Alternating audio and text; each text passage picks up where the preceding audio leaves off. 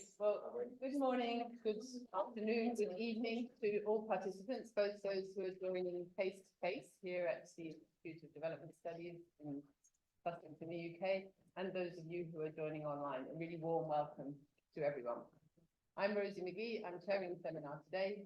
I'm a fellow here in the Power and Popular Politics cluster.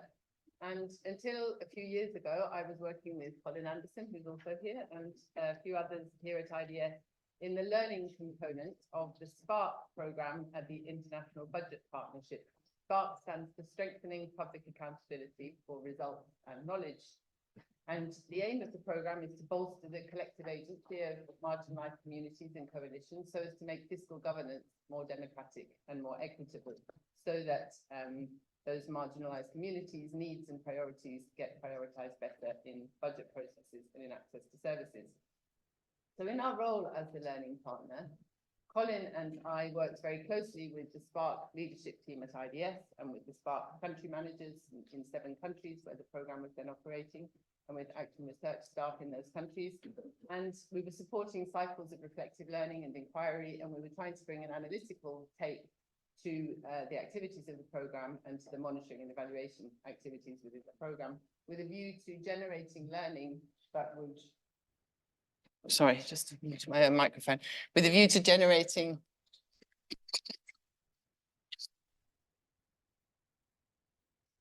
Let's see if that's better. Is that better? Yeah. Great, thank you. So we were working in this learning partner role with a view to generating learning for adaptation within the programme. It was a 5-year programme at that time. It's now continued after those first 5 years. And the idea of our role was to try to deepen and improve learning processes within the programme to make the programme more effective in reaching its goals. So in that role, from quite early on, from SPARK's first year of implementation, which was 2019, we noticed that the programme was getting some reactions through the approaches it was taking in these 7 countries, getting some reactions from advocacy targets, who were essentially a mixture of elected government representatives, government technicians at the local level, provincial level, national level. But there was quite a mix of really quite diverse things going on among those reactions. Some of them were positive reactions, which might have been important quick wins at the beginning of the programme in the right direction, or they might have been one-off responses, they might have been electioneering, they might have been virtue signalling, they might have been kind of appeasement by these actors who were being targeted. But there also seemed to be some signs of some more significant shifts in what you might think of more as a culture of responsiveness in the government institutions. So at the early stage, obviously, we weren't expecting any indications of the full kind of public accountability outcomes that SPARK was ultimately aiming for.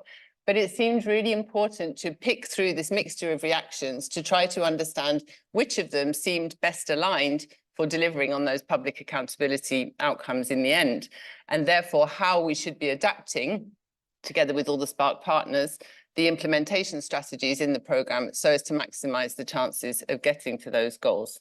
So we worked closely with Brendan, who's online, who I'll introduce in a minute, who is part of the SPARK team, and with Jonathan Fox and Alta Folsker as members of the SPARK learning component, to develop a framework to help us to do this, to help us to make sense of all of these reactions and tease out how they related to the intermediate goals and the final goals of the programme. And we're going to hear shortly from a great panel about how the framework has been put to use in practice and can be further put to use in practice. As a final output, we produced this working paper, which has been circulated a lot online. And we've had some interesting commentary and responses and reactions from people, but certainly sort of vindicating our sense that there are a lot of people out there in the world of accountability claiming, holding public authorities to account, who can see how this framework will be useful to them. Some of them for monitoring and evaluation purposes, for getting a better handle on the importance of particular things that come up in monitoring data, but some so as to adjust strategy for the most effective programming. So after this quite long journey to develop the framework and then get it written up and published, it's a real pleasure for all of us involved to be holding this event today, and to be joined by panelists who are in Washington, DC, and in Abuja and in Jakarta, and everybody who's joining from everywhere else. And I'm really delighted to introduce our panel, which I'll do in the order in which they're going to speak.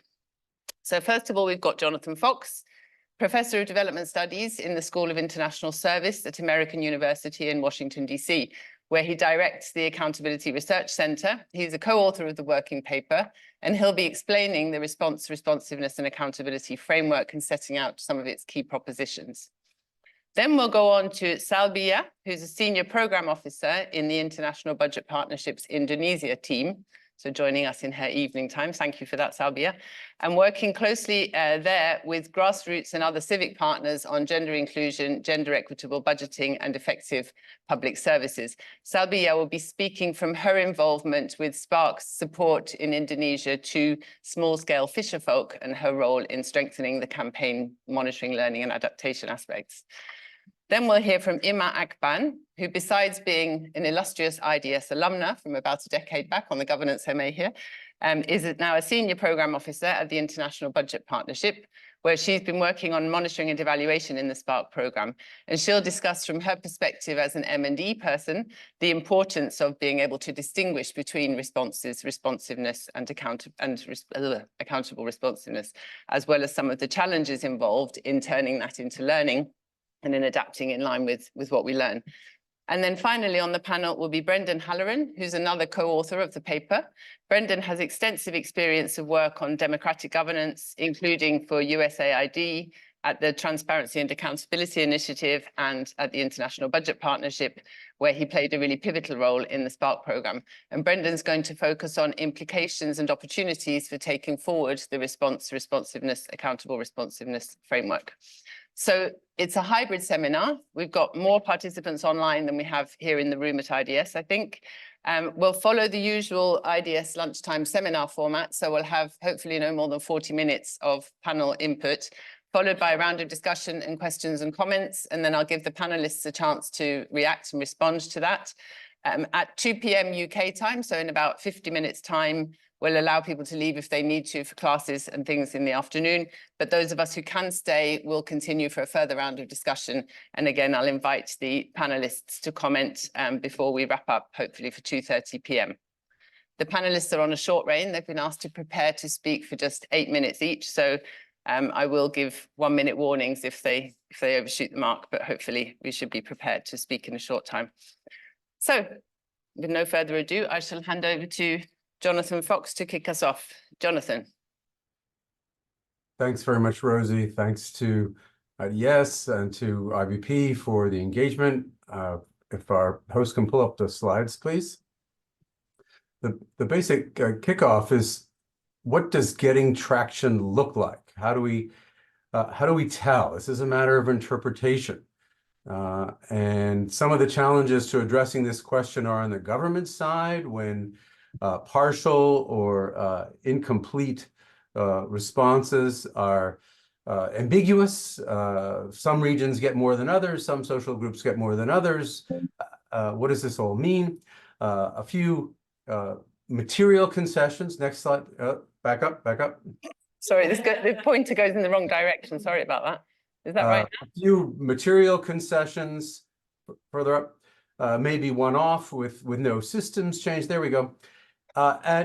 So at the receiving end, there's ambiguity. What do a few material concessions mean? A bit more stuff, some more fertilizer, some more medicine that may or may not be consistent. It may or may not be the right stuff. What about policy promises of policy change or system change that don't actually turn into practice beyond official declarations? And so one of the challenges is that when one first gets these kinds of responses, either material responses or promises of policy change, they both might look like progress. And so one of the challenges that we took on was how to develop a framework that could take this ambiguity into account in order to inform next steps for action. And I should add that some of the challenges for knowing whether we're getting traction can be on our side, on the advocacy side. Do we move forward as planned, regardless of how authorities are responding, because that's what the plan was? Or do we continuously adapt to what we're doing based on what's actually working, what kind of responses we're getting to inform next steps? Next slide, please. So the basic, let's back up, please. Sorry. There we go. So this is the challenge that informed this framework. And the basic idea tries to disentangle these three words that are often used as synonyms: responses from the government, responsiveness, and then accountable responsiveness. And if you're interested in this kind of unpacking terms that are widely used as synonyms, there's a whole piece called Accountability Keywords that goes into this in the case of much of the discourse in our field. But this particular framework offers a way of seeing that unpacks different kinds of government responses to provide a framework that can try to get a handle on the ambiguous, partial, and uneven responses that we get from authorities. And I just want to underscore that this framework does not come from scholars. It doesn't come from NGO-style monitoring, evaluation, and learning. It just puts a name on a social movement learning strategy that I've been close to for a long time in Latin America, that tries to take into account of whether or not a movement is getting traction. And in Latin America, this goes back to a tradition from the 70s, really, that focused on what's called análisis de coyuntura, or naming the moment, where every movement meeting at all levels, from the local to the regional to the national, would begin by assessing and reassessing the balance of forces. It brought in a power analysis to try to figure out at each level, in each arena, what's going on between allies and opponents of our agenda. How does this shifting balance of power affect the opportunities and constraints that we're facing? Next slide, please. So the visual that I'm about to share is, next slide, please, it visualizes a series of nested concepts. And so why don't we just jump to the next one, which is the punchline visual. So in the big oval, we have government responses to citizen voice of all kinds. And what the idea behind the visual is to disentangle really three different kinds with blurred boundaries between them, to be sure. So the first broad, the yellow category, are responses that add up to not much. One-off material responses, a few bags of fertilizer here, some medicine over there, or promises of change that are not kept. They can also involve responses that are not merely these partial material kind, but also can be actively negative. Services or material concessions that are delivered in a way that is intended to divide and conquer. Material concessions that only go to followers of the ruling party, that only go to certain ethnic groups, that only go to some regions and not to others. So while from the point of view of writing a conventional report, this might look like responses, but how do we take into account the fact that there are political downsides? And then within that broad nest, the yellowish or mustard colored nest of responses, we have responsiveness, which does take the form of more meaningful change, more sustained responsiveness, more tangible changes, sustained trends where officials listen and promises are kept, or information is disclosed that lets social and civic actors follow the money. But these promises are still kept at the discretion of the insiders, of the authorities. And so these are much more meaningful steps, but they don't necessarily reach the level of accountable responsiveness, which is what we could see as the hardcore in the black oval here, which involves various kinds of systems change, public answerability processes, power sharing over decision making, the grievance redress mechanisms or ombuds agencies that actually redress grievances, in contrast to so many that receive complaints and then nothing happens. Well, we have rights in the form of enforceable claims and not just promises, as well as cases where citizen voice can trigger meaningful checks and balances within the system, as in the case of the supreme audit institutions that respond to citizen voice to inform their agendas, an issue that IBP is very concerned with. So just to sum up this idea of nestedness, the nested concepts, we have lots of possible responses, only some of them involve responsiveness, and only some responsiveness involves systems change. Next slide, please. So this last slide sums up a bit about what tracking traction means. What does this mean when we're looking for strategies for monitoring for learning? Monitoring that is intended to inform strategies for collective action. Monitoring of what? And so here the idea is to avoid autopilot by identifying both setbacks and breakthroughs, and not believing our own public relations necessarily, not assuming that the theory of change and the theory of action as written in an original project proposal is the way the world turns out to actually work. It may work very differently. So how do we take that into account? What is driving the often uneven and incomplete sets of responses that we are seeing? Why are some government promises kept while others are broken? How do we decide whether a partial concession is a significant concession or not? Who decides? Who makes those assessments about whether partial changes are significant? And this involves tracking the insiders. There's a bit in the paper about this issue. How do we basically figure out which insiders are more committed allies and which ostensible allies are just doing the minimum possible just for show?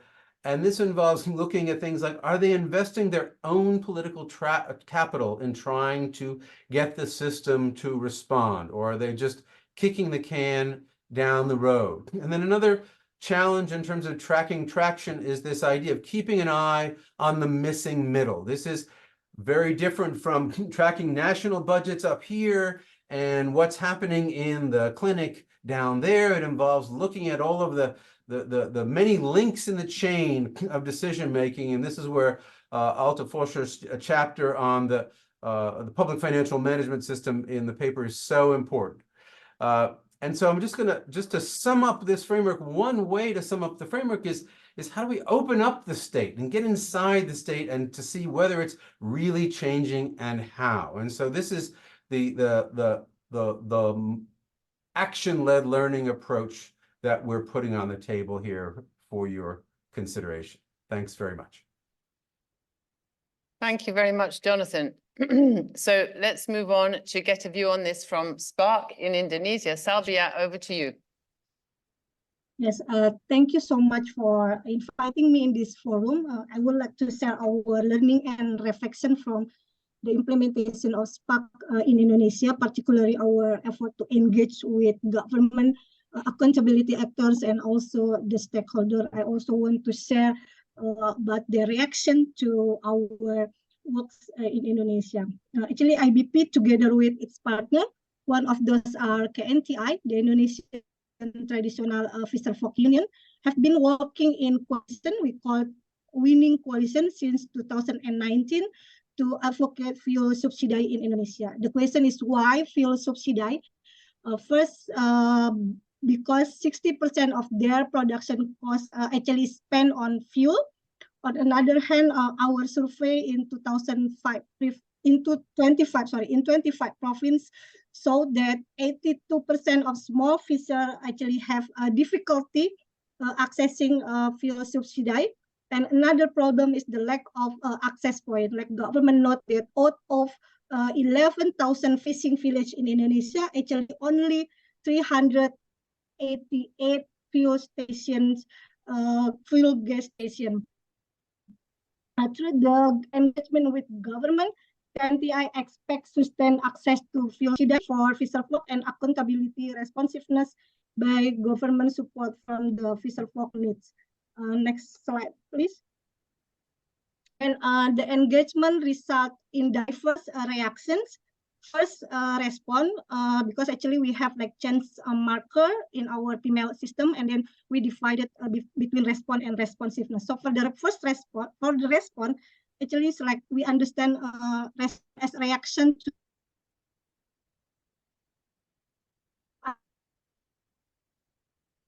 address the Is that the right needs slide, Sabia? of fiscal folk, but tend to be one of a response. One indicates the advantage. Sorry, yep. Hello, can you Hello. hear me? Yeah, we're just having some difficulty hearing here. Perhaps you could slow down a tiny bit. And are we still on the response slide, or do you want the responsiveness one? The response, in the response slide, please. Okay, sorry about that. Okay, no, sorry, because maybe there is like bad connection here. So I mean, yeah, like in this slide actually respond, and then we define response as the reaction by government to address the practical need of fisher folk, but tend to be like one of response. Mostly we receive in early stage of our advocacy, like year 1 and 2 of the advocacy. But important to note that most of response actually indicates the early stage milestone toward government responsiveness. And then the reaction we categorize as response are meeting willingness of the stakeholder to meet and discuss with fisher folk. Usually we invite them to do audience meeting. We also invite them directly to the community or invite them as research person in like public seminar, FGD, and etc. And another kind of response actually is like commitment to take follow-up action, and also like tangible benefit received by fisher folk. Another response is like a pilot project. The SPAC winning coalition has intensively worked with a Ministry of Cooperative and Ministry of State-owned enterprise to construct a fuel station in 7 pilot project location. Next slide, please. Okay. And then another category of government reaction, actually we call it responsiveness. So for example, like ongoing dialogue with government, and often attended by champion high-rank official like a minister or government, for example. We also link community feedback. We support, we support the community feedback channel to existing government feedback mechanism. And also the third reaction, actually institutional policy change, like in 2023, the government's oil and gas regulatory body published a regulation. So this current regulation actually like simplified the requirement to access fuel subsidy. Before this regulation, actually the government, the community, the fisher folk need to at least 5 requirements then they need to meet. But then after this regulation, they only need to provide 2 documents. So and then budget also allocate for increasing access of fisher folk to fuel subsidy. We record in our payment system, and also the expanding accessible fuel subsidy. In the response categories, actually there is like pilot project, but in the responsiveness categorized, actually in 2023, the Ministry of Cooperative and Ministry of State-owned enterprise has constructed 250 additional fuel stations, mostly managed by a fisher folk cooperative. Next slide, please.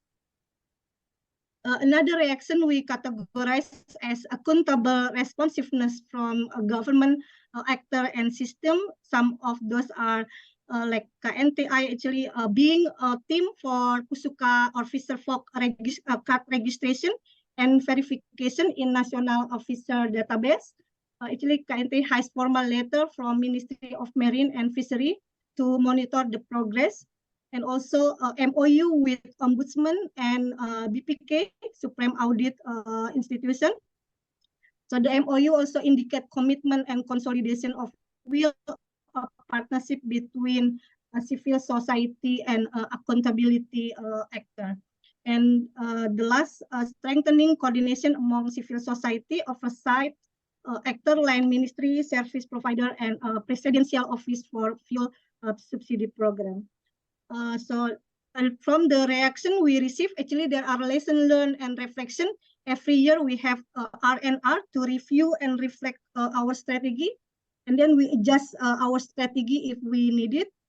Some of reaction actually like research and engagement led to more systematic understanding of bottleneck, both political and technical, to accountable responsiveness, which shape our strategy approach going forward. For example, when we develop theory of action, our main goal is to improve well-being of fisher folk by decreasing fisher production. But then, after the research, we just find that actually the problem of fuel subsidy service delivery are very complex. So as I explained a little bit in the introduction.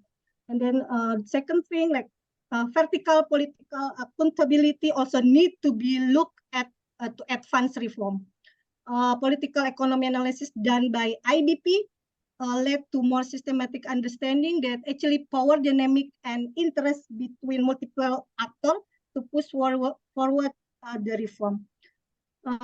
And then the third evidence collected by traditional fisher folk actually is like increase their bargaining power when they engage with government.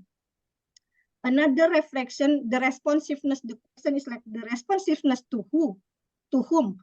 Sometimes the stakeholder actually respond include their own personal or group interests like favoritism, we call. For example, when coalition, government, and House of Representative members agree to initiate the pilot project, they tend to select the location based on their election constituent location. So we have to negotiate with this member of representative. In addition, when we bring a strong focus on gender and inclusiveness, we realize that actually the most of government assistance program for fisher folk received by male fisher, since the definition of fisher often associate to only men and overlook women fisher. So women fisher actually work in silence without protection. So it's really important to see about this. Next slide, please. This is the the last slide actually is like Indonesia. We also ensure to responsiveness and inclusive accountable. So this is our reflection that actually KNTI is recognized as a traditional fisher folks representative organization that have the priority that always consistently contribute to political actor. And also we are working in coalition. It allows us to bring the different and also various existing social capital networks capacity that have by civil society to work together, and then to strengthen, and also we strengthen the women leadership in KNTI, and collaboration with oversight institution also important, including media. And then the last but important, that we need to strengthen integration of gender and intersectionality lens to spark theory of action and also project the implementation. I think there are some points I can share with you in this great forum. So thank you so much. Thank you very much, Salvia. Could you just spell out for us what BPK is? Because if you said it, we didn't catch that very well here. BPK is like it's like Supreme Audit Institution. Great, thank you very much. Right, let's move on now to Emma, who has worked with the Spark program in Nigeria, but I think we'll be talking from a more general perspective on how this framework is useful for monitoring and evaluation. Emma, over to you. Thank you, Rosie, and hello, everyone. So what we've learned from rolling out this framework is that, yes, it's one thing for us to get access and commitments and policy change and some of the benefits and changes that Bia alluded to.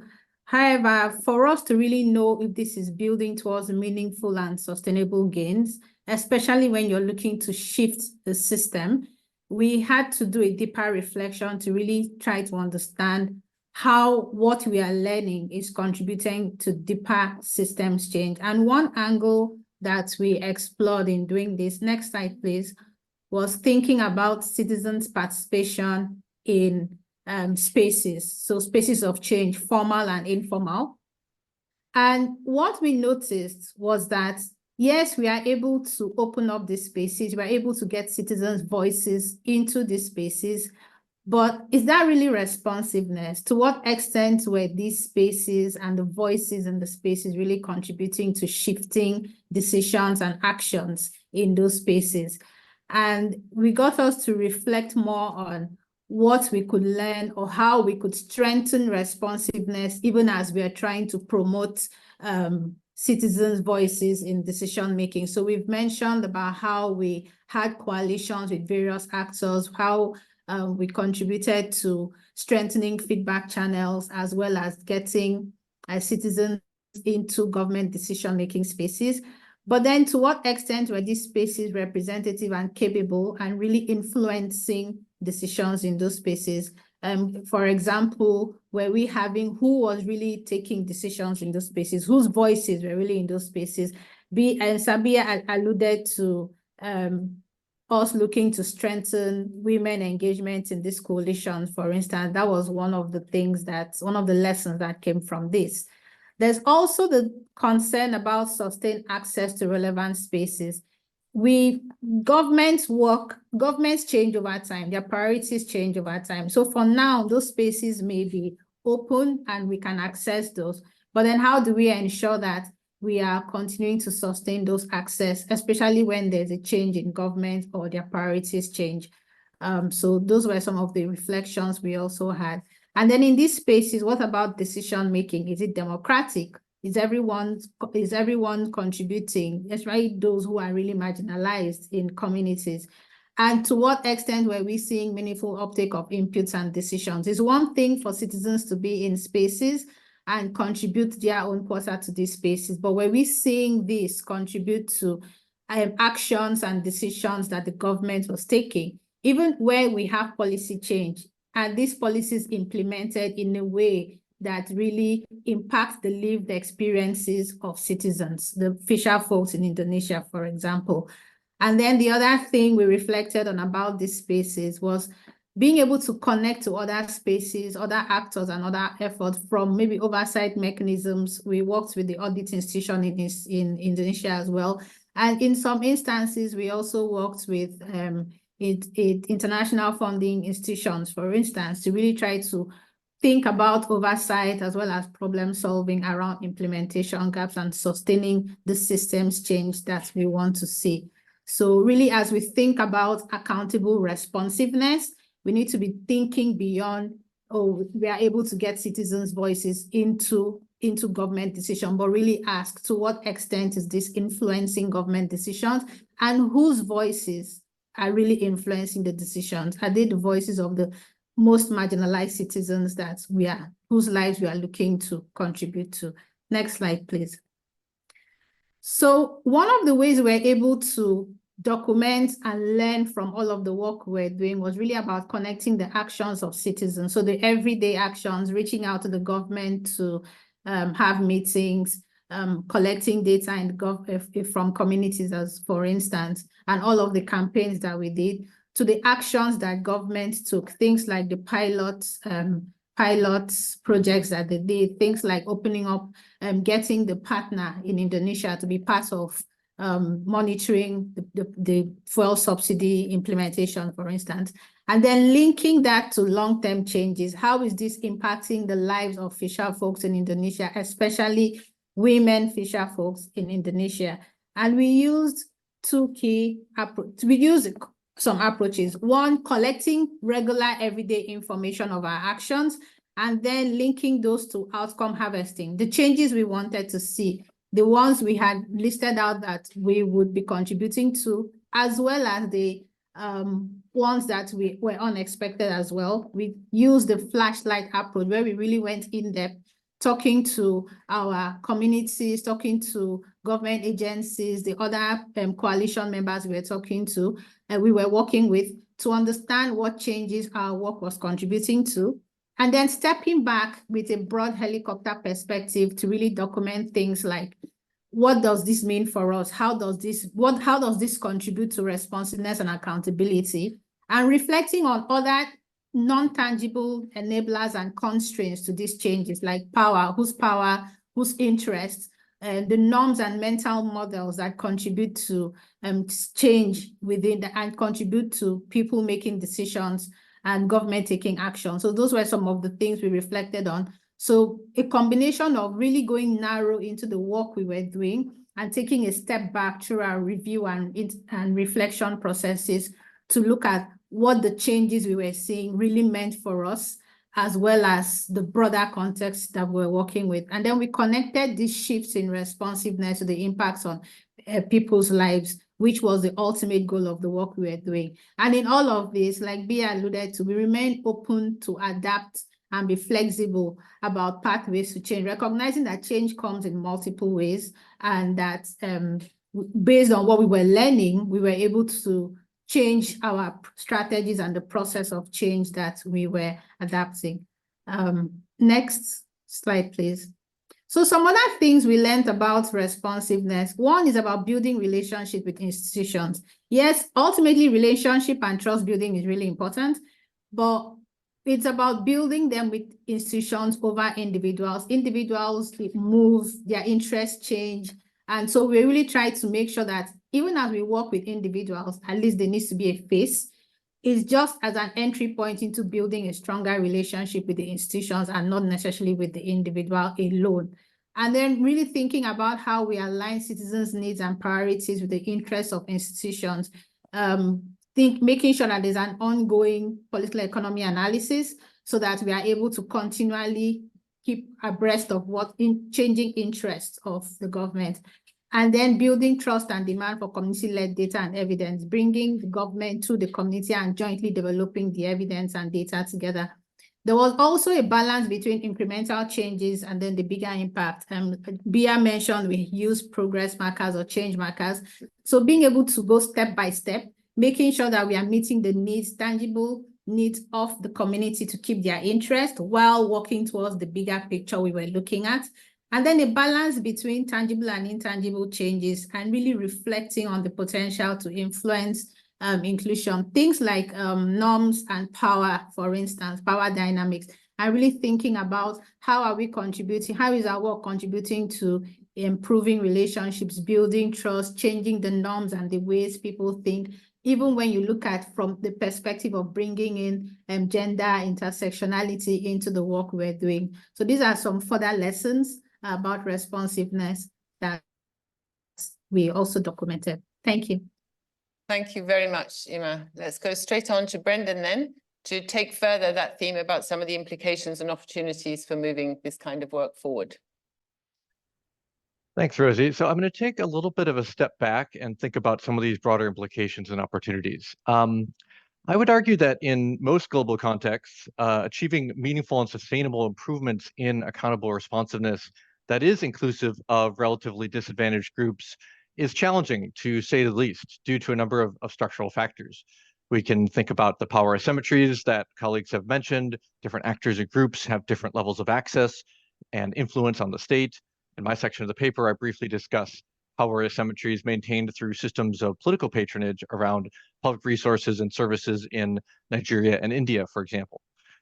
We can think about fragmented public systems. We know that development of institutions, processes, capacities, and delivery mechanisms is uneven, and many public policies institutions may look relatively robust on paper, but in practice they suffer from various challenges and bottlenecks leading to implementation gaps in the delivery of public policies, goods, and services. As Jonathan mentioned, Alta Fulcher's section goes into this in more depth for fiscal governance systems.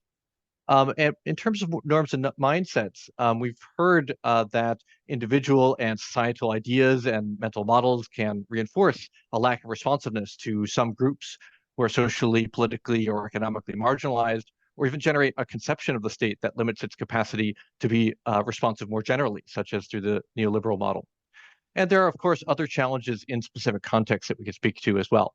But the bottom line is that often there are significant and structural barriers to accountable responsiveness, particularly that which is inclusive of historically marginalized and excluded groups. That means progress is difficult, and those engaging in and supporting change efforts need to be thoughtful about how we understand and adaptively seek to advance responsiveness and accountability. Arguably, different kinds of approaches to responsiveness over the past decades have been perhaps a bit optimistic or technocratic or short-term or a combination of these. We've seen kind of best practice approaches to shifting institutions or policies. We've seen civic campaigns that may be narrowly focused on policy wins or naming and shaming, not understanding some of the underlying dynamics to responsiveness, or kind of exclusively local monitoring that doesn't necessarily connect to other actors and bottlenecks in service delivery.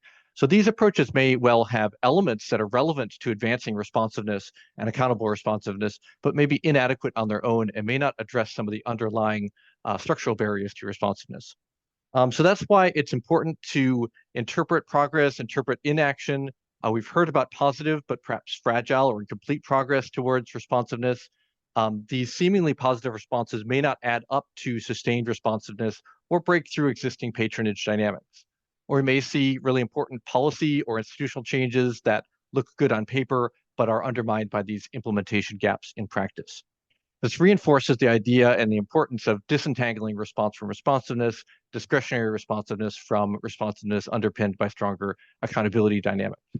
And I would argue that ultimately this tells us that there's no shortcut to the outcomes that we seek, but rather a longer road through systemic change for accountable responsiveness that needs to be inclusive of marginalized groups. Next slide, please.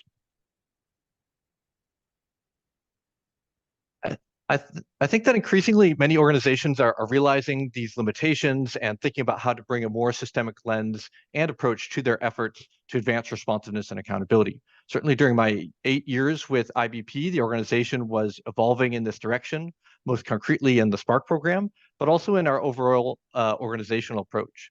But again, this raises these key questions of how do we interpret diverse incremental shifts, and how do we know when and how they constitute meaningful and sustainable progress towards longer-term goals like accountable responsiveness. There have been other and various efforts over the past decade to encourage unpacking this kind of black box of government action or inaction that Jonathan spoke of, beyond these simplistic explanations based on the presence or absence of political will. Most prominently is probably the kind of thinking and working politically movement. As we've heard from some of my colleagues, the use of political economy analysis, and particularly more practical and applied political economy approaches, sometimes called everyday PEA, are broadly aligned with the framework discussed in this paper. These approaches often propose understanding and connecting both the political and the technical dynamics of policy, governance, and public sector effectiveness. We've heard about some of these political enablers and constraints, incentives, power dynamics, relationships, norms, mental models, etc. And in Alta's section of the paper, she details many of the technical enablers and constraints, particularly identifies the kinds of gaps or bottlenecks between commitments and decisions made by actors or through participatory processes, official budget allocations and sectoral policies, and the implementation mechanisms needed to deliver on these. This thinking and working politically perspective encourages a more holistic systems perspective on responsiveness that's really aligned with what we're trying to propose here. As Ima discussed, embedded malpractices are also important for tracking and understanding progress and challenges to advancing accountable responsiveness. Yes, we need to look at kind of visible actions and shifts by actors, processes, policies, and services. But we also need to look at these kind of less tangible enabling factors, relationships, changed incentives, collective capacities and power dynamics, ideas, etc. Many of these relate to the 3 structural barriers to responsiveness that I mentioned earlier. Bringing together this framework for response and responsiveness, the tools and approaches from thinking and working politically, and evolving malpractices really can help embedded actors and those trying to support them to understand and navigate the system for accountable responsiveness. I do find this idea of the flashlight and helicopter really useful because multiple change agents may see response and responsiveness, or the lack thereof, from their perspective or in their part of the system. But can we connect these through more shared analysis, monitoring, assessment, and reflection processes that give us more of this helicopter view of responsiveness across a given system? I think this kind of shared understanding of the system for responsiveness can help break down silos and enable collective efforts towards systems change. We heard in the case of small-scale fisherfolk that citizens can bring experience and evidence of whether or not policies and services are in fact responding to their needs. Government allies and insiders can help provide insights on opportunities and bottlenecks to implementation and delivery. And this shared understanding can inform more complementary and effective actions and can contribute to increased understanding, trust, and relationships needed to undertake coordinated and collective approaches. Final slide, please.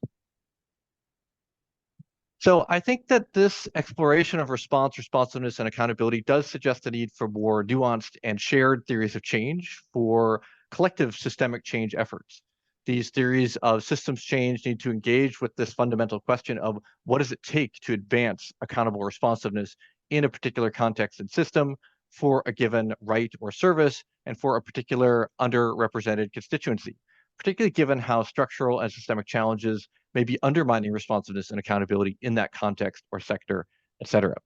The idea of understanding and working to shift underlying barriers to responsiveness has been central to the theory of change for Spark. Engage with more visible and tangible manifestations of perhaps unresponsiveness as an entry point to working to shift the underlying systemic challenges to inclusiveness, responsiveness, and accountability. This is, of course, easier said than done, but it's the core approach that was being undertaken and adapted over time and across diverse contexts. I think much of this relates to ideas of state-society synergy, such as what the work by Jonathan and his collaborators recently on understanding and supporting different kinds of aligned actors and efforts to advance more concrete and tangible reforms and services with parallel and complementary efforts to strengthen the enabling environment, particularly power shifts for historically excluded constituencies. To conclude, putting this all together, I think, gives us a set of principles for a more strategic approach to systems change for inclusive and accountable responsiveness. We need to understand through ongoing, robust, and contextualized and practical analysis, reflection, and learning, engage collectively through coordinated multi-actor approaches to understanding and interacting with relevant entry points in the system, navigate through iterative and adaptive efforts to generate incremental progress in and across entry points, both more visible reforms and in the broader enabling environment, and shift through deepened or expanded efforts to build up cumulative progress in political and technical, tangible and intangible changes across the system, aimed at addressing these structural barriers to responsiveness and accountability and generating meaningful and sustainable but concrete changes for citizens. So I'll stop there and look forward to the discussion. Great. Thank you very much, Brendan. Thank you all presenters for keeping to time and for a really rich display, I would say, of all of the different aspects of this framework from lots of different perspectives. I'm going to open the floor now for questions and comments and discussion. We've got a good audience for a good discussion here in the room. We can't see those of you online, obviously, but here in the room, there's some people who've been involved in evaluating the Spark program, which is an interesting perspective. There's Jenny, who works for IBP and has been involved in the senior level in the program from when it began. And we've got other people involved in similar type accountability claiming programs in their own countries, a range of countries here. So really interesting bunch. Please feel free to raise questions to specific panelists or raise any comments that you would like to make about the framework or your thoughts on how it might be useful, how it could be improved on, anything. And Brendan's going to help with identifying questions that come up in the chat from the online participants. Any questions in the room first, and then we'll move to online or comments. Anu Joshi, go. First one. You want to say who you are, Anu? Sorry. So Anu Joshi here from Governance Cluster at IDS. Thank you, Rosie, Jonathan, Brendan, and colleagues. I can't read your names, it's too small on the screen. For a really refreshing look at this whole challenge of responsiveness. I mean, I haven't seen it laid out and unpacked so nicely. So it really provoked some thought. And I wanted to ask three sort of related questions. One is to do with is the fact that it seems, and I know you don't mean it this way, but it provokes the question. It seems as if you move from response to responsiveness to accountable responsiveness, and the question is how, and you quite nicely lay out the signs of how you might identify where you are at in any of these three stages. I'm just wondering whether we have a similar understanding or symptoms of when you're falling back from accountable responsiveness to just being response, because it's harder to detect and you might have more faith in the current government or whoever to be responding and living in some old dream that you had. So that was one question.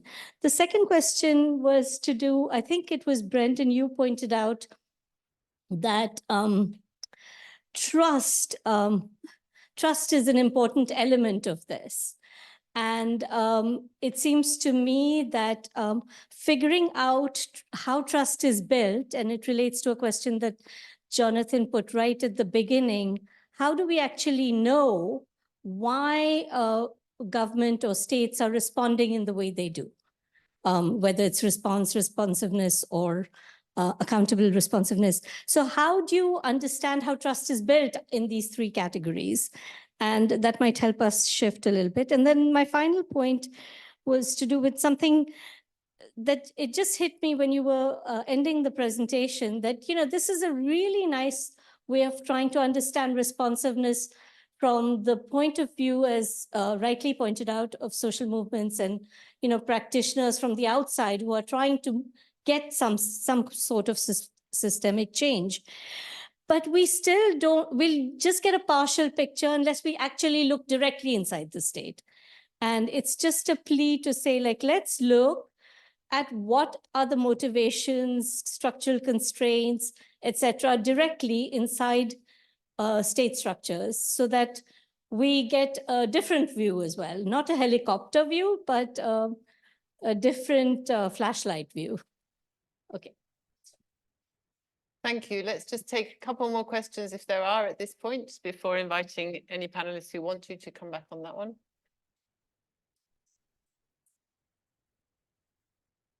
Linda, do introduce yourself. Thanks very much. It's really, really interesting. I just have a question about scale, because on the one hand, you put into the responsive category the notion that governments might be responsive along ethnic lines or immediately before democracies, and responsive to particular communities. But if you manage to build responsive accountability in only a small area, is that not in effect the same thing as governments only being responsive to a very small category of people? So in a sense, you can develop responsive accountability that for everyone else who's not in the box, they are only receiving responsiveness. Thank you. Any more comments? Questions? What about online? Brendan, is there anything online at this point? We do have one question online. This is from Annette Fisher. I loved the paper and found the framework very helpful. When you talk about accountable responsiveness being something that takes place when systems change takes place, do you believe that this is the only way that accountable responsiveness can take place? What about situations in which independent monitoring body within a service delivery department takes up citizen monitoring data related to services and holds the department to account using that data? So are there different configurations that can align with this idea of accountable responsiveness? Great, thank you. Well, that's a good clutch of questions and comments to start with. So Brendan, that last comment from Annette, I'm going to invite you to come back on that, and perhaps you want to, we'll go first on that one. And then to Anu's question, I think we can just open up and let anybody on the panel come back on those three elements, and also on the point about scale and the point about potential exclusion. So Brendan, would you like to respond on Annette's point? Sure. You know, I think that it relates in part to ideas that Salvia was sharing about accountable responsiveness for the fisherfolk communities that Spark has been working with. So I think the broad idea is to go beyond kind of the discretion of kind of actors or kind of programs to build some accountability dynamics, which we often think of as requiring perhaps multiple actors, multiple kind of mechanisms that kind of reinforce accountability, perhaps in this idea of kind of an ecosystem, or just acknowledging that it's not just one, you know, formal mechanism or another. It's really perhaps a combination of actors and mechanisms. So certainly activating, supporting, and informing, and leveraging and complementing kind of existing or potential internal oversight and monitoring mechanisms with information, engagement, and other ways of interacting from civil society, from people who are directly affected by these issues and have eyes and ears on the ground, but also media that can help publicize and give more incentive to act on official findings and oversight. I think that combination of factors can kind of bring in a stronger accountability dynamic that can underpin and help sustain responsiveness, as Ima mentioned, beyond kind of an individual at the kind of more institutional level or within a kind of program or set of services and resources. So I think that that's on the right track, and there are different configurations of accountability that will align with different kinds of contexts, different kinds of programs, different constituencies that we're talking about. Thank you, Brendan. And perhaps we should just add there is that the paper spells out in Jonathan's section of it, I think, that the importance of opening governance measures as part of system change. So that kind of openness, a new openness to an independent monitoring body within a government department would constitute one of those forms of openness that's part of a big scale systems change. So to Anu's questions, three-part question, who on the panel would like to react to any or some of those? Jonathan, would you like to come in? Yep, go ahead. Thanks very much to everyone.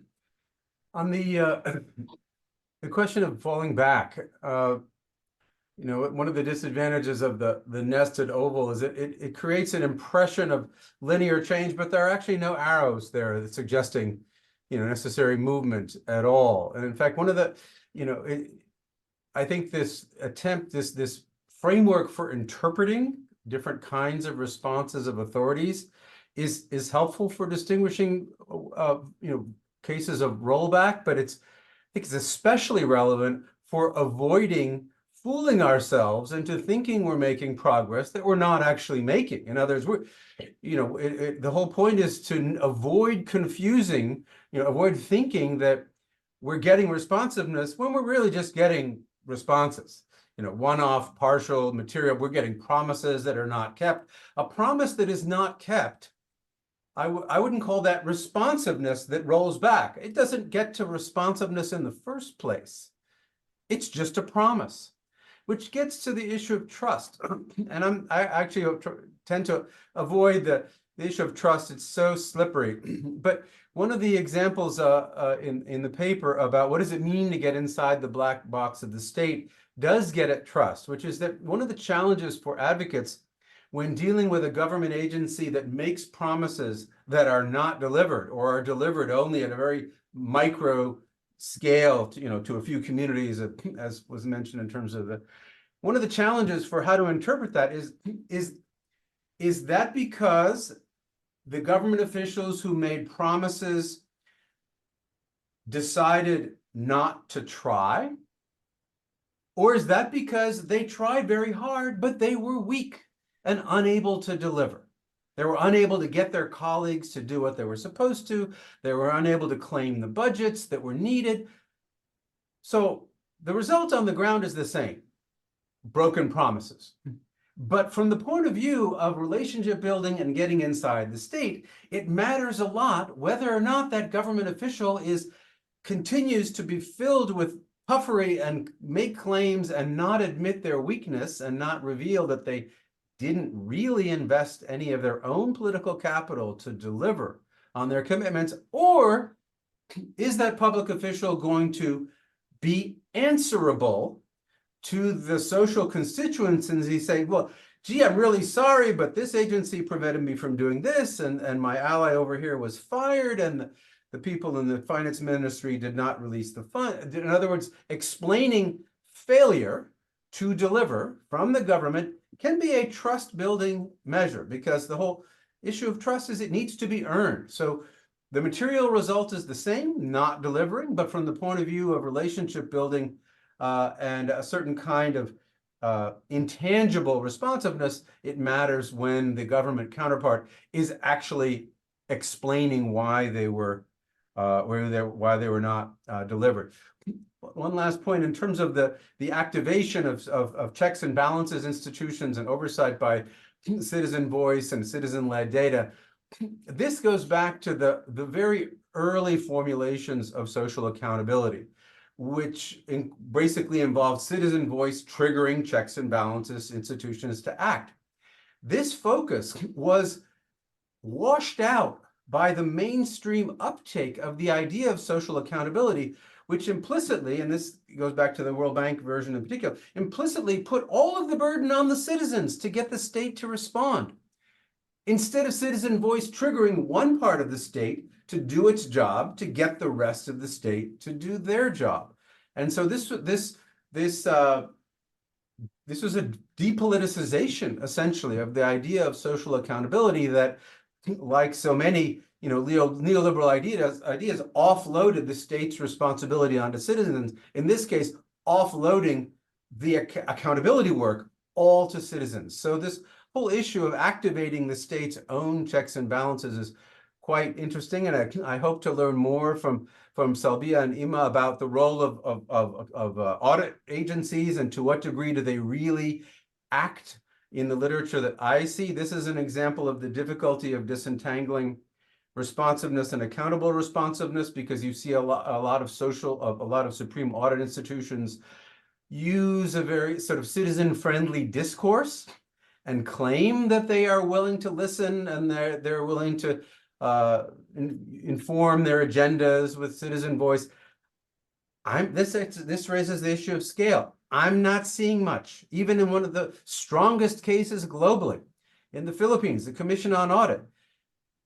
Participatory audits involve a tiny fraction of the total audits, and within any government program, maybe one province for a brief period of time. In other words, the actual part of the audit agenda that is influenced by citizens is a tiny sliver of the total agenda and completely at the discretion of the agency. So in other words, we have, yet again, a risk of overestimating or overstating the degree to which we're getting the kind of accountable responsiveness that we all want to see. And this, just want to end by touching on a point that Rosie made, but using the term accountability claiming has an interesting dual meaning. On the one hand, accountability claiming refers to the claims that citizens and social organizations make on the state. But accountability claiming can also mean that we are claiming to get accountability that we're not really getting because we're believing our own discourse. I'll end with that. Interesting double meaning there. Good. Okay. So would anybody else on the panel like to respond to any of the questions so far, or can we invite another round of questions and comments? Ima or Salbia? Sure. Yeah. Let's just let Salbia come in and then you, Jenny. Okay, yep. I think I want to respond the first question. Actually, this approach is means like we define. Actually, this approach is not the sequencing. So we just need to maintain the government response, giving the tangible benefit for the community, so the community can keep, like doing the advocacy to government responsiveness, and then and also accountable responsiveness. And then for the second question, actually the scale is really, but the scale is really important to work in the all level of the government, like in the regional or local and national level. So, and then we actually Spark, we work in 10 locations, but as I explained before, that in doing research and data collection, we did it in 25 location to, like to expand to like representative of the local, so we can bring it in the national level. So I think that's my response to those questions. Thank you so much. Thank you. Jenny, you wanted to come in there, and then please be saving up your questions and comments for another round in a moment. Hi there. Hi, colleagues. Nice to see you on a big screen. It's rare. I'm in a real person room. So 3 points. One on Anu's first point. So whilst Jonathan talked about there not being arrows, and I think, and that's right, it isn't linear.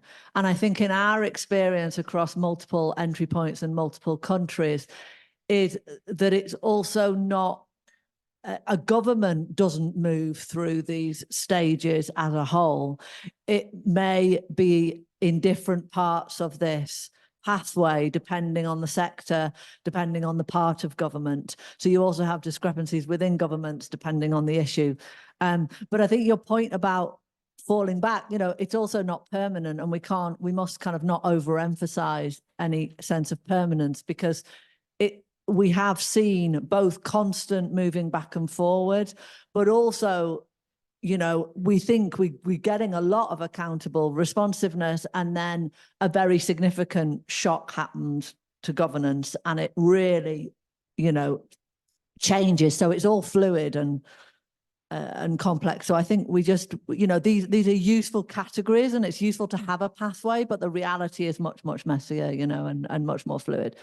On the point on scale, that's really what I wanted to come in. I think you're right. I think we're making two assumptions, and I think they are assumptions. The first one is around systems change.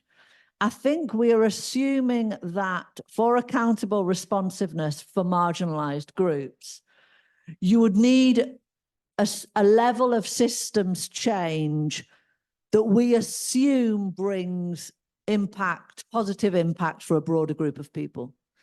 So I think we are assuming system change for accountable responsiveness. And I think we assume that because it's systems change, it doesn't just change the system for the initial community that you maybe tried to get it for, but it more broadly changes. So that's the first assumption. And we'll see if that is or is not true. The second assumption is the opposite of trickle down. It is a focus on the marginalized. And I think there is an inherent assumption from us on that whilst we know trickle down doesn't work, we are assuming trickle up. So we are thinking that by focusing on the marginalized, if we can get accountable responsiveness for them, then that will have an inbuilt scale, because we will necessarily be getting it for less marginalized groups. Again, that may or may not turn out to be true. Thank you. There's one question online, which I would like to just make a comment on myself, actually. And please be thinking, we've got time for another round of questions, comments, or if the panelists want to come back further on any of these points. So the question online from Noé Mendoza was, it seems to me that the RRA framework is a great tool to assess the impact of concrete democratic demands. Is there any consideration on how to articulate multiple demands? It seems to me that besides moving towards responsiveness on particular demands, we still face the challenge of overcoming the fragmentation of localized struggles. And on that, just sitting here thinking about it, I think I would say to that, that was very much a Spark design decision, which I remember a lot of debate about at the very beginning of the program. The desire to focus on a very specific entry point that was around a very specific issue because of the trade-offs involved between depth and breadth, and the fact that by going in depth on specific entry points with specific collective actors who were working on quite specific things, one could get a really, really deep engagement on those things, which would be instructive about the broader issues, about the transferability of some of those lessons perhaps to other issues, but which would resolve those very specific issues and would also generate a lot of knowledge along the way that's useful in a broader sense, useful for monitoring and accountability, monitoring and evaluation purposes, and for learning better about how to implement strategies that really work. But if any colleagues in IBP would like to come in on that, please do add to it. So I think I'm knowing not to say that those multiple demands don't matter or to dismiss the importance of those quite fragmented, as you say, often localized, fragmented struggles, but to say that was a specific design decision in Spark, which was based on the idea that by going in more detail with a more specific focus, we would get more in-depth understanding and change on particular issues. Brendan, would you like to come back in? Sorry.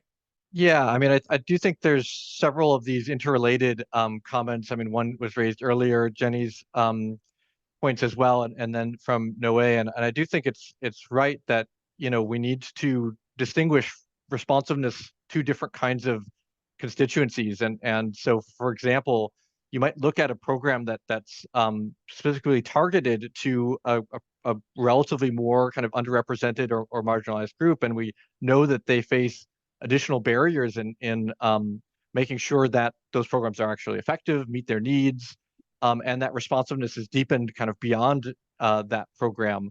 I think what Jenny was mentioning is that we hope that, for example, by institutionalizing more meaningful spaces for participation that are particularly sensitive to the power dynamics related to more marginalized groups, those could also be more broad citizen spaces as well. Oversight that is more responsive to programs targeting marginalized groups, but strengthened through its engagement with citizens and other efforts, could potentially have more autonomy to apply oversight to other parts of the state as well. So there are kind of overlapping, kind of a patchwork, and we were particularly wanting to be sensitive to responsiveness and accountability that's inclusive of more marginalized communities, while thinking about some of these potential spillover impacts on the broader kind of social contract or the broader system of responsiveness, but not being up too idealistic about what it would mean for society more generally. Obviously, the road to broader responsiveness is a much longer one. There are also two other questions here from online, so when we're ready to take that next round, I'll bring those in. Sure. Anything else from panelists at the moment, or should we go to those? Jonathan, yep, coming back in, and then we've got two meaty ones online. Very briefly on Noe's point about overcoming the challenge of fragmentation of localized struggles. I just want to make clear one of the things, and as an outsider to Spark, but one of the really distinctive things about Spark was its focus on working with already scaled up organized social constituencies, not fragmented local struggles. So they would organize basically mass organizations that have multiple agendas, but chose to focus on a specific policy entry point for the purposes of this this initiative. So scale was built in from the beginning in terms of the size of the constituency that's represented. Thank you.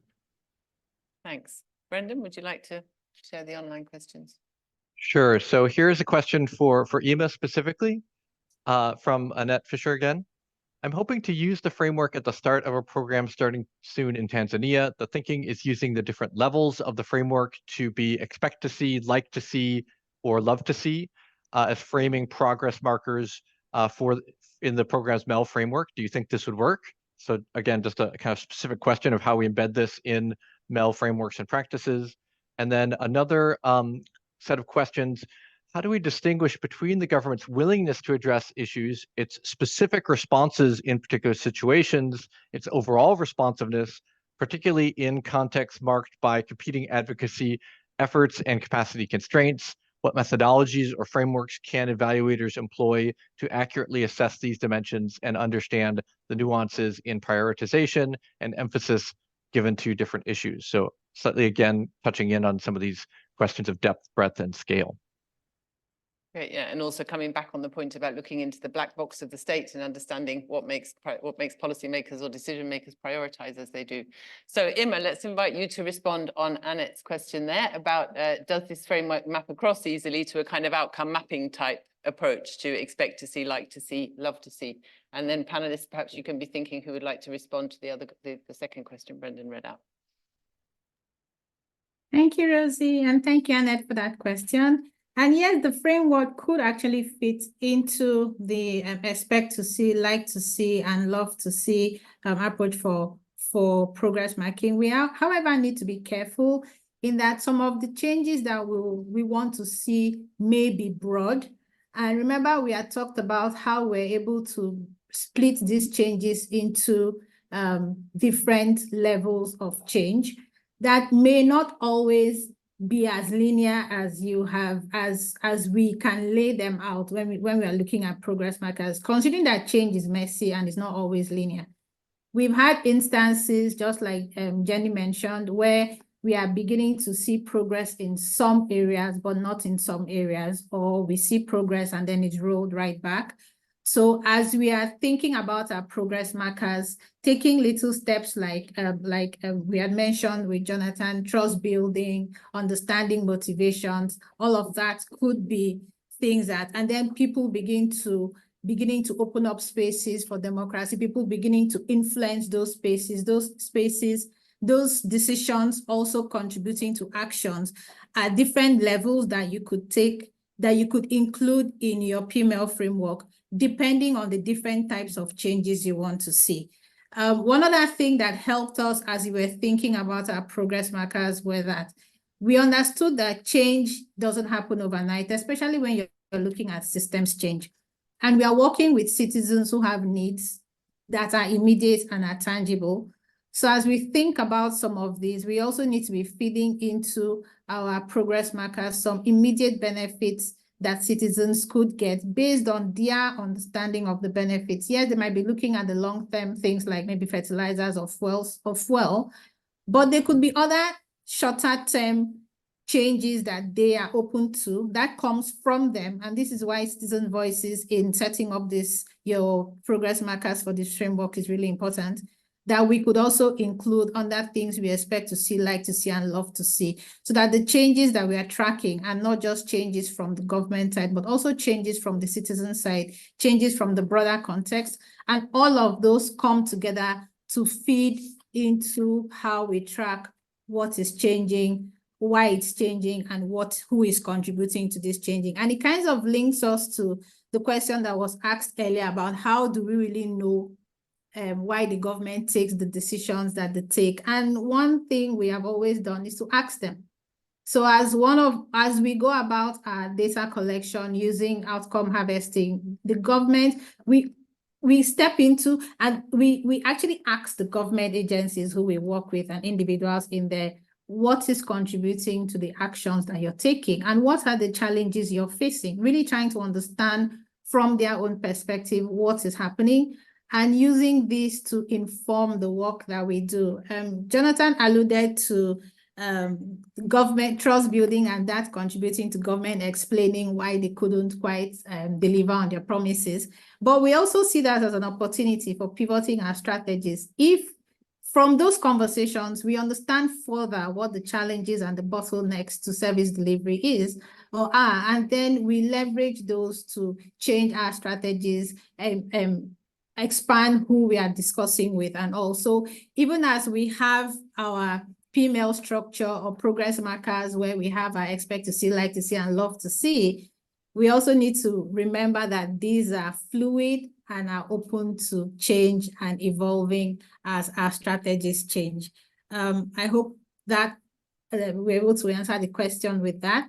And this also touches on the other question about strategies for evaluation. We've used everything from focus group discussions to key informant interviews to desk review of our primary data, primary everyday monitoring data, to desk review of secondary data, government policies, budget analysis, including our policy economy analysis. So it's a combination of different sources of data that we pull together to try to understand what is happening. And then we sit with a range of stakeholders, the community groups, the government agencies, CSOs, and other actors to really think about to really make sense of what this change, what is contributing to this change, who is contributing to this change, and what this change means for us. Thank you. Thank you, Emma, for addressing several of the points there really useful from that Mel perspective. Other comments or questions in the room or indeed online? I think there's no more online at the moment. Linda, sure, come back, yes. And then we'll come to the panelists and just invite any of you who would like to say a final word before we wrap up. I feel very hesitant to come back because these are not debates I engage in very much. But thinking about the question of scale some more, and Jonathan, you said scale was built in from the beginning, and I assume some of that is the assumption you mentioned about trickle up and working with marginalized communities very explicitly and making the assumption that things will trickle up and benefit more people. And I just wonder, and Emma, you really touched on this, I thought, really well. If we think about a third assumption, so I'm going to put a third assumption to you, which is that, and I think it makes a lot of sense to make scale explicit in this model. Because if we think about a third assumption that says that responsive accountability involves working in accountable ways with citizens. And when that happens, different kinds of decisions are being made. So I'm thinking we're trying to apply this model to some work we're doing. We were talking about it yesterday and more today.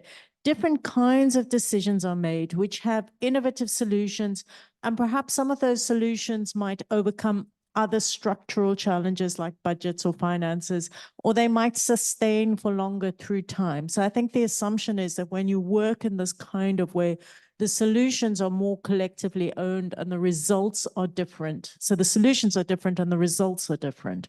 And in fact, what it seems to me this model is this framework is suggesting is a new civil society plus government contract and relationship that does more than simply holds government to account to deliver stuff. That makes sense. Yeah, I think and I think IBP does a lot in the way of working on fiscal governance for more democratic and equitable outcomes, is very much along those lines of a different compact between fiscal institutions, government as a whole, and citizens. Okay, let's come back to the panel and just invite people to take a couple of minutes if you'd like to responding to either any of the specific points that have come up or further reflections of your own, or you can pass if you want to. You don't have to feel obliged to say anything.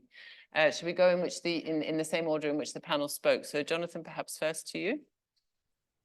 Thanks. Just on scale, when I was referring to scale being built in, it was built in the sense of the scale of the social actor, not the scale of the response. I'm not up to date on the kinds of responses that the social actors in Spark are getting. So it could be that you have a broad-based social organization that is not getting any systems change, because without scale, you can't really speak of systems change. A systems change that reaches one community is really not systems change. It's I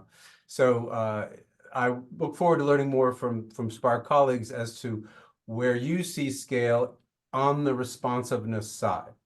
Thanks. Good. Salbia, would you like to come in just Yes, to I think this framework really helped us, to track like milestone of our advocacy and engagement work to achieve the accountability responsiveness. As mentioned by Jonathan, that actually sometimes the response from the government not always the like positive feedback or positive reaction, but sometimes we also experience the negative reactions. So this framework and change marker that we have actually like allow us to like stop, reflect, and also review our strategy, move back a little bit, and then move again to like find another strategy for the better result. So that's my final mark. Thank you. Yeah, so not only is the model not unidirectional, but neither is the struggle. There's always the need to regroup and to take another go. Emma, let's come to you. I'll touch again on what Bia said about the messiness of this process. It looks linear on paper, in reality it's not. And it's even though it can be a bit frustrating when you're trying to piece together all of the information that you're getting from different people, which sometimes can be contrasting, it also can be an enjoyable process when it's done with everyone. And especially, we always need to go back to the conversation behind the thought about whose perception of change are we really, really looking at. Thank you. Thank you, Emma. And over to you, Brendan, for the last word. Sure. This was really born from trying to bring a more systemic and systematic perspective to what were relatively targeted, engagements, not local or small scale, but focused. And even in those focused kind of engagements of a particular geography, a particular constituency, a particular sector, I think the paper and our experience shows that there are multiple aspects and elements, actors, spaces, programs, resources that are involved in responsiveness and accountable responsiveness, particularly for kind of historically represented, underrepresented groups. So this was a kind of systematic kind of framework for targeted engagement, but you can then zoom back and think about, what that means in the context of broader state society relationships, bigger programs, that are meant to have more equitable impacts at the societal level or at larger scale levels. So again, this idea of nesting that Jonathan introduced earlier, we can use this in a targeted way to bring a systemic lens to certain kinds of responsiveness. We can also take a step back and think about how that frames against broader responsiveness in society. And I think many of the ideas and questions and comments raised touch on that. And then just finally, I do think that these multiple perspectives and the multiple potential kind of, things that need to be working together does help us, interpret and therefore not just kind of narrowly or simplistically say, well, this isn't working, so it's not responsiveness, or this actor said this and it didn't happen, so it must be their fault. So it does, I think, help us have a perspective that lends itself to multi-actor kind of engagement, awareness, understanding, and hopefully ultimately collaboration and synergy. Thank you very much, Brendan. So with that, we'll bring it to a close, and I'd like to just invite everyone to join in a round of applause for the panelists and for those who put so much work in.